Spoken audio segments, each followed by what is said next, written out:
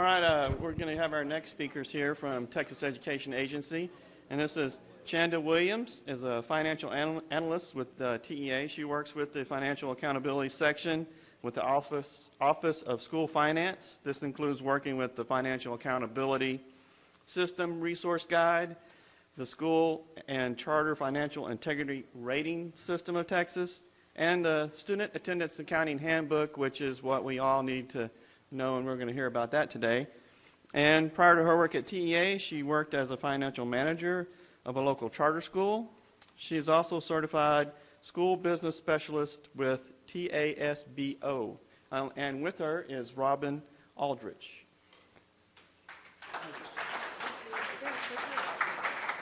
I'm sorry. Hello, everyone. How are you? I'm Chanda Williams, as I was introduced, and I have Robin Aldrich with me. We're with the Financial Accountability, can you hear me? Section of TEA under the School Finance. And we're here to talk about the Student Attendance Accounting Handbook, which I heard that's a very interesting topic in this room, huh? Y'all are excited?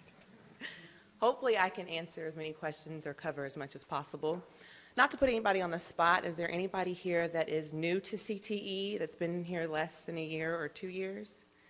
Well, great. We have something in common. I was tasked with Yolanda Walker, who's not here today, to take over the SAAH, and we got that assignment in August. So we'll be learning together. But for the most part, the funding component and the financial piece, I can be a good source of information for you guys. Okay, so this is the Student Attendance Accounting Handbook, the SAAH. There's 12 sections, I believe, and yeah, we call it the SAAH. Sorry, there's so many acronyms at TEA.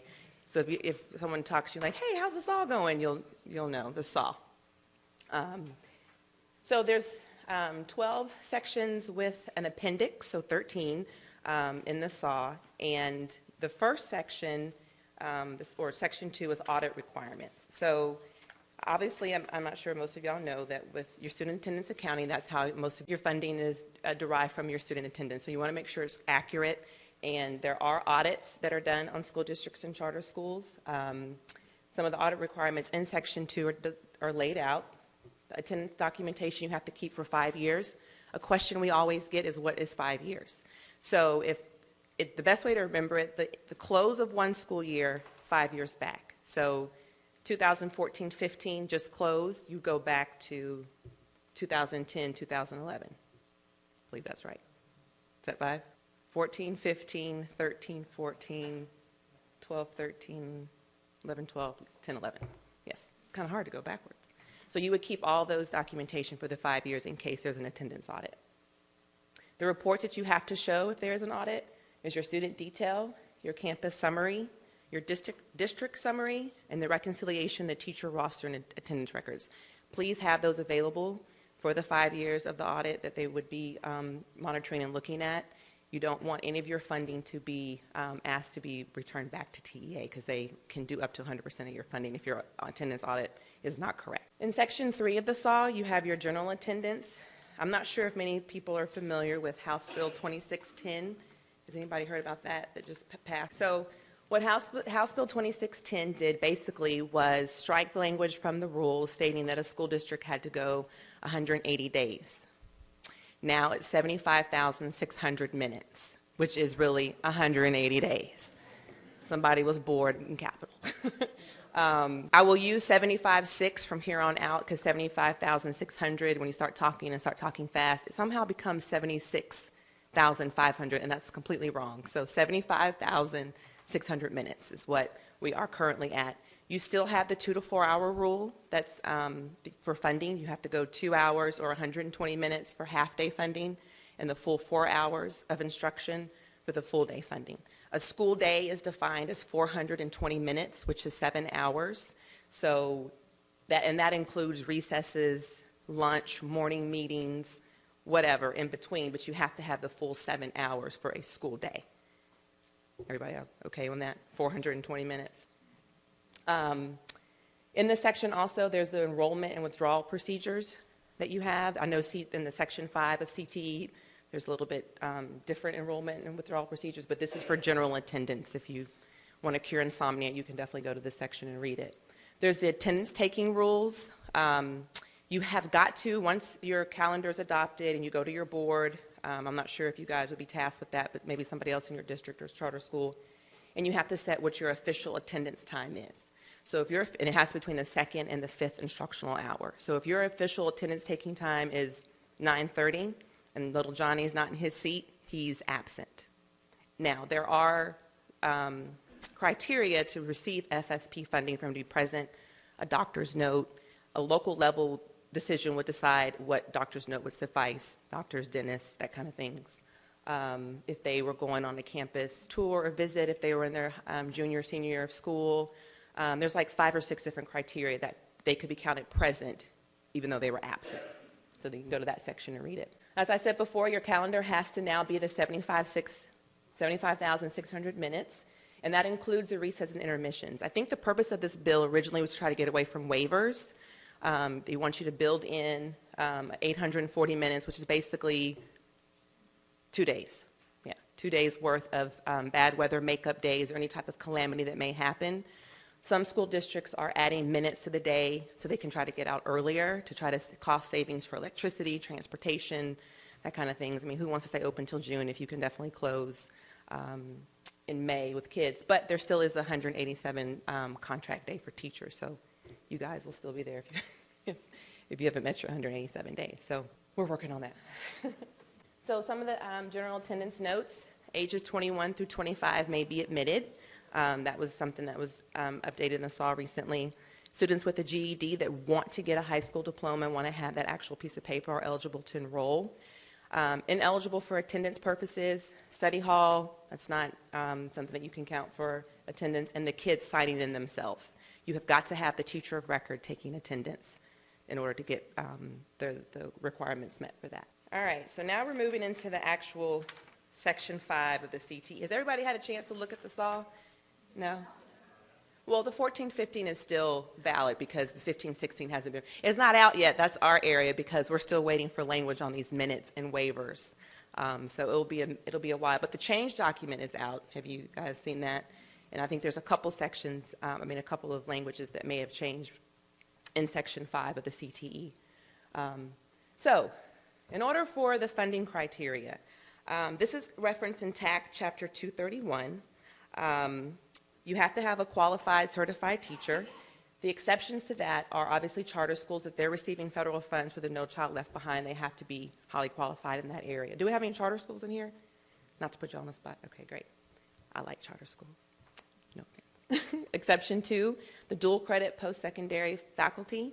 If they're taking classes, I guess, at a community college, that doesn't necessarily have to be a highly certified, qualified teacher. And exception 3, the substitute allowed for 30 days. So I know last year when we did this class or this training, Belinda mentioned that the 30 days not being consecutive for substitute. Were anybody in that section? Huh? New group. Oh, I'm sorry. Okay, completely new group. Okay, we'll get to that in a minute. You must document your average minutes per day. Documentation is the key, especially when you have an attendance audit. Who can remember what happened in 2010, 2011? But your documentation should be there. You hopefully won't have to explain it when there's an audit that happens. And at least one coherent program with the 3 clusters. I definitely will defer to Dell and Diana when it comes to the clusters. I'm not familiar with the 16 clusters that are offered, but that section in the CTE, there's a link that will take you to that on our TE website. So if you have any questions about that, definitely check that out. So for funding eligibility for grade levels, it's grades 9 through 12, and then 7th and 8th for the CTED, another acronym, Career and Technology for the Disabled. And that's what you receive funding on. For the actual funding eligibility for the courses, they must be TEA approved courses. For the new innovative courses, they must have TEA approval. You must maintain documentation of local board or site decision-based making committee approval.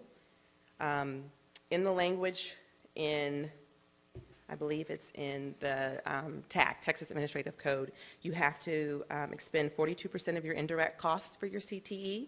This can be included with functions 34 student transportation, 41 your general admin, 81 for your facilities acquisition, and 99 for other general funds. I believe that's the maximum, 42%. You could spend more, but you have to spend it. I'm sorry, yes, at least 42%. The way I interpreted it, they had to spend at least 42%. Okay, so the minimum is the 58. So the indirect cost then is the 42%. I think we're saying the same thing, but differently. This next section is your district may place a student in a disciplinary setting for up to 5 consecutive days and claim the CTE contact hours even if no services were provided. 30 days with a substitute or no services does not apply in this setting. So if you have a child that has to go into a disciplinary setting for 5 consecutive days, you may claim the CTE contact hours. Earning your CTE contact hours, there's a 6-hour daily limit. No partial attendance. So if you have a 3-hour class and they only go for 2, you're not going to get credit for that. And auditing the CTE courses also are not counted as contact time. For your special ed and your pregnancy-related services, which is PRS, there's a whole section of that in the section 9, I believe, in the SAAH that talks about pregnancy-related services. The same amount and type of CTE they were getting before being placed into these demographics would still be the contact hours they would receive once they got into this new population. If they had an ARD meeting, had to go to special ed, or if they were determined and had pregnancy-related services they were going to offer with CTED, they would get the same contact hours. So this is a multiplier for each V code. This kind of actually, I think, is a little, can you go to the next slide, a little out of order. So your V code for each CTE course is the average minutes per day. V1, the 45 to 89 minutes. V2, the 90 to 149 minutes. And then V3 for the 150 to the 180 plus. So if you go back to the other one, when you're doing your multiplier, your district personnel must record contact hours for each CTE code. So it's pretty self-explanatory, V1, 1 hour, V2, and so on. So here, 3 V1 courses are not necessarily equivalent in average minutes per day to 1 V3 course. So it's each CTE course must be evaluated separately when determining the average minutes. So for instance, if you have a combination of a V1 student that maybe is doing 50 minutes per day enrolled in a class and a 150-minute V3 class, that would take you to V4 for the attendance accounting system when you add them together, when you combine them. For your career prep requirements, the paid work-based learning includes classroom instruction. It must last the entire year. They have to be 16 years of age or older, and they must have sufficient work documentation, Social Security card. It averages 1 hour per day of classroom instruction, and then the 2 credits for the 10 hours of work weekly and the 15 hours of work weekly for the 3 credits is the work-based instruction. Also, a teacher must visit each training site at least 6 times per year to ensure that the contact hours and the requirements are being met. Practicum courses and other 2 or 3 credit CTE courses can be used as lab-based, paid or unpaid work-based learning experiences. Training must be appropriate to classroom instruction in coherent sequence. Again, they last a year.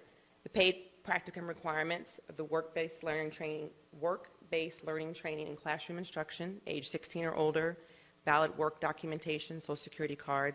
They average 1 hour per day for every school week classroom of instruction. So after reading section 5 of the SAAH, the problems and solution course that's offered, it has to be cooperatively planned by both the student and the teacher. And the way that the wording is in the SAAH was a little confusing. So a district may claim contact hours day 1 through 15 if the student project plan is being completed written. My understanding, after day 16, you cannot claim the contact hours until that project plan is done, correct? Okay, and the wording here, I didn't understand that, so I had to break it down myself. So we'll definitely have to look at the SAAH and make some updates. So hopefully that was a little bit more clarification. Instructor and students meet at least weekly. The project progress evaluation required for each grading period has to be completed. For the CTED, grades 7 through 12, you have to have an ARD approval. And you have to have that documentation if there is an audit to make sure that you are in compliance. It has to be a self-contained classroom, and it must be special ed students only. We've had questions where regular students can go in there, and no, it has to be special ed only. For your contracted instruction, this is if you have a home district that is sending maybe a child to a different district for that actual instruction. The home district reports attendance and keeps all reports for audit purposes. The receiving district reports attendance to the home district, not in their student attendance accounting information. So the home district is what keeps the information and takes the attendance. Student absent, if, like I said, that snapshot, if your instructional second hour is 9:30 and that's what's been board approved for your official attendance time, if they're not there, they're absent for the full day. If they are there, they're present for the full day. For dual credit, this counts for CTE contact hours. Documentation of agreement with college needs to be on file in case of an audit, and it must meet other dual credit requirements that are outlined in the Texas Administrative Code, the TAC, and these are the links. And I'm assuming that this is going to be posted somewhere, so you'll be able to go to it and pull those links up if you want to read it.